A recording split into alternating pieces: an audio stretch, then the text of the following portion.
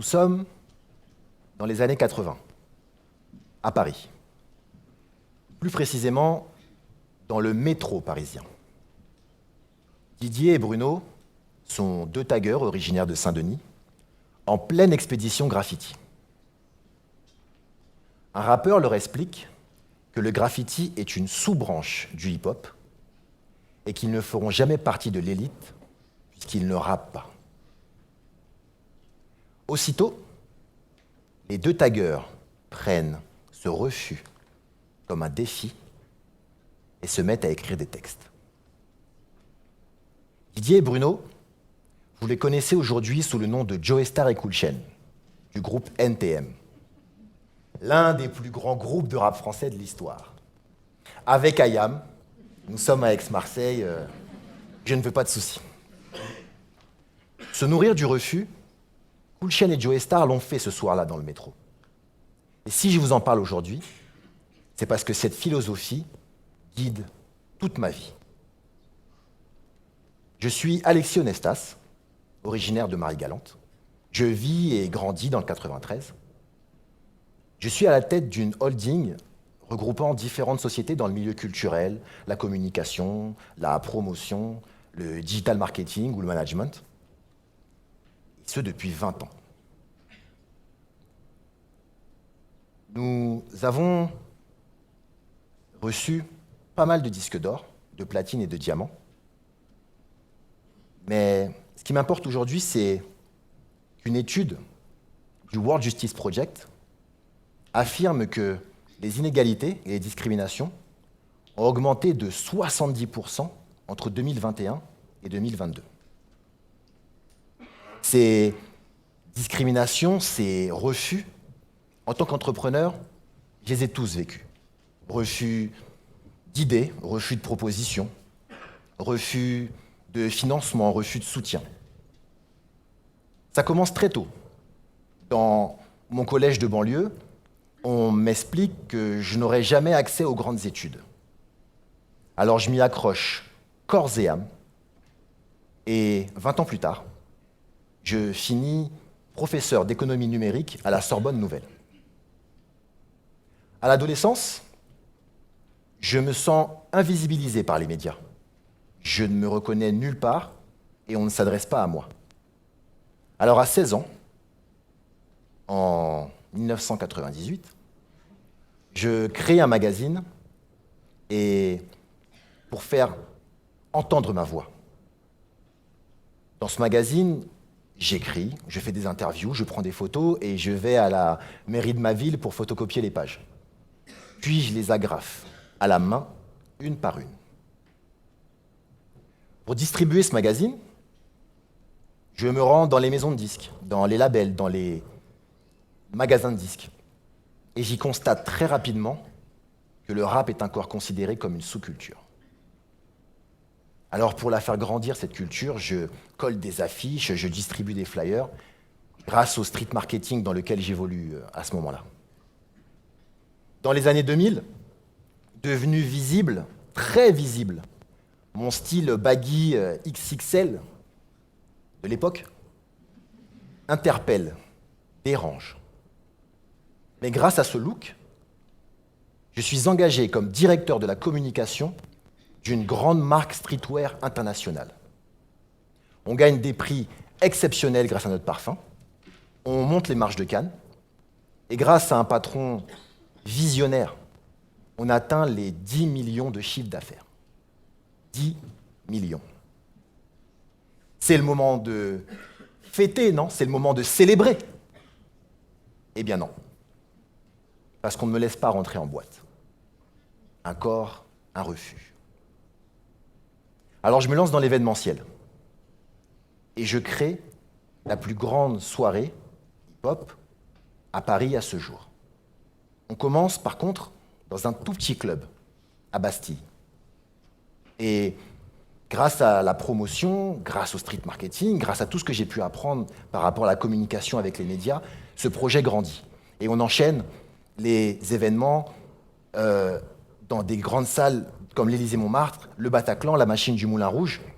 Et on continue aux Antilles, à New York, à Berlin. et on commence à faire des concerts complets au Zénith, à Bercy et même un au Stade de France. Pendant 10 ans, je ne dors quasiment pas. Mais se nourrir du refus, c'est également être là où on ne vous attend pas. C'est s'imposer là où on ne veut pas de vous. La même étude du World Justice Project explique que les minorités sont sous-représentées dans les postes à haute responsabilité.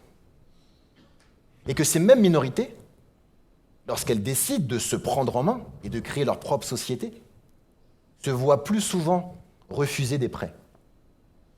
Et même lorsqu'elles réussissent à avoir ces prêts bancaires, les ont avec des taux d'intérêt plus élevés. Malgré cela, je crée seul ma première vraie entreprise, une agence de communication, et je me lance. C'est dur, c'est très dur, mais je connais ce milieu un peu comme ma poche, donc l'agence grandit. Et je prends des collaborateurs, j'embauche des collaborateurs, je prends des bureaux, et sur les murs de ce bureau, j'installe les disques d'or, de diamants et de platine dont je vous ai parlé. Mais très rapidement, je m'ennuie, je tourne en rond. Parce qu'on nous respecte, certes, mais on ne fait jamais appel à nous pour travailler avec les grands artistes qui ont accès à des grands médias généralistes et nationaux. On nous refuse l'accès. Alors moi, Alexis, le gars du rap, le gars du 9-3, je lance une agence dédiée à la pop musique, un milieu où on ne nous attend pas vraiment. Mais grâce à une équipe extraordinaire, on réussit à faire qualifier des artistes à destination Eurovision 3 fois de suite, 2018, 2019, 2020, avec des artistes aussi différents que Madame Monsieur, Bilal Hassani ou même un membre des Kids United. Personne ne croyait en nous. Tout le monde nous donnait perdant. Mais c'est ce qui m'a poussé justement à aller chercher ces victoires. Plus tard, on travaille avec David Hallyday sur l'album dédié à son père, un album très important pour lui, qui finira disque de platine. Là encore, croyez-moi, personne ne pensait qu'on était à notre place. Mais se nourrir du refus, c'est aussi devenir l'exception qui confirme la règle. Depuis maintenant quelques années, je lis énormément de livres d'auteurs afro-américains qui me ressemblent et qui ont eu des parcours exceptionnels. Mes amis me demandent souvent où est-ce que je trouve ces livres et qu'est-ce que j'y trouve. Mais ils m'avouent aussi qu'ils ne sont pas super motivés pour lire un livre en anglais en entier. En 2021, lors d'un voyage à New York, je prends rendez-vous avec des maisons d'édition pour leur demander pourquoi ces livres si inspirants ne sont pas traduits en français.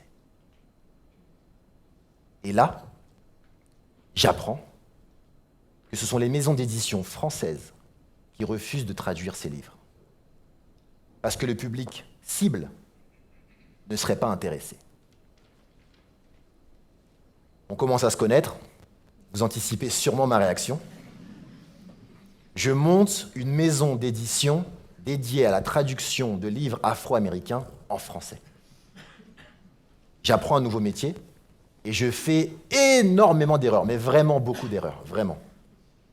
Mais aujourd'hui, je gère des droits, je traduis, je mets en page, j'imprime en Europe et je distribue des livres en France, en Suisse, en Belgique, au Luxembourg, dans des pays d'Afrique francophone et au Canada, d'auteurs aussi marquants que 50 Cent, Taraji P. Henson, Issa Rae, Rick Ross ou même Kanye West.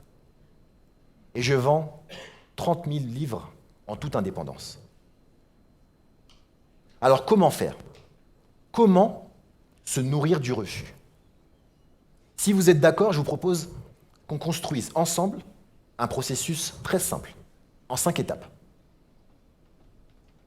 D'abord, anticipons le refus en connaissant nos propres handicaps.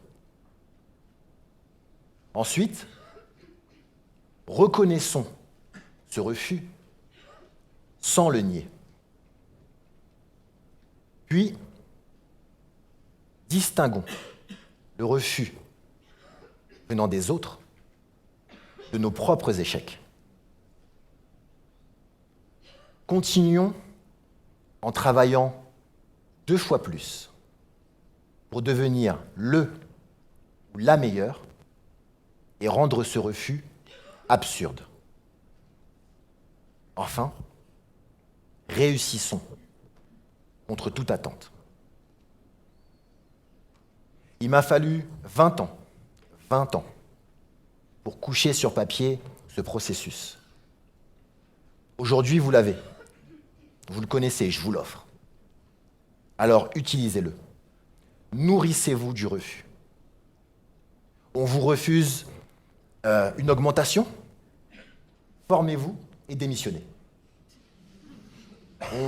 On vous refuse un appartement, rachetez l'immeuble.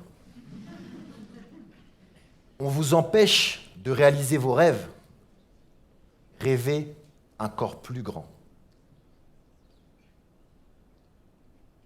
Qui que vous soyez, peu importe d'où vous venez, peu importe votre origine sociale ou votre origine tout court, nous serons tous, un jour ou l'autre, confrontés au refus.